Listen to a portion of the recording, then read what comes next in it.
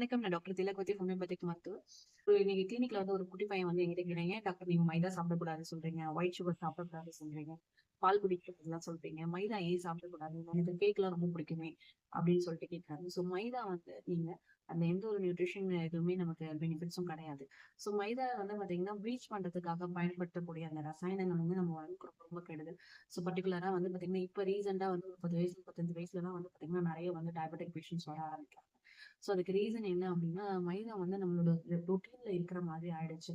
So parotta மட்டும் கிடையாது. எல்லாமே வந்து பார்த்தீங்கன்னா, கேக்கா இருக்கட்டும், பிஸ்கெட்ஸா இருக்கட்டும். இது மாதிரி மைதால செய்யக்கூடிய எல்லா உணவுலயும் வந்து பார்த்தீங்கன்னா, நம்ம ஏதாவது ஒரு ஃபார்ம்ல வந்து நம்ம ரெகுலரா எடுத்துக்கிற மாதிரி இருக்கு. மைதா வந்து பார்த்தீங்கன்னா, முடிஞ்ச அளவுக்கு தவிர்த்துக்கோங்க. ஏன்னா, அதுக்கு ப்ளீச் பண்ண பயன்படுத்தக்கூடிய பென்சாயில் பெராக்சைடு அதே மாதிரி வந்து பார்த்தீங்கன்னா, குளோரைக் ஆசிட், அலென்சால் இந்த மாதிரி ரசாயனங்கள் வந்து நம்ம கணையத்துல இருக்கிற பீட்டா செல்ஸ வந்து அழிக்கிறதுனால, சீக்கிரமா டயபெட்டிக் வரதுக்கு அது ஒரு காரணமா இருக்கு. அதே மாதிரி நிறைய வந்து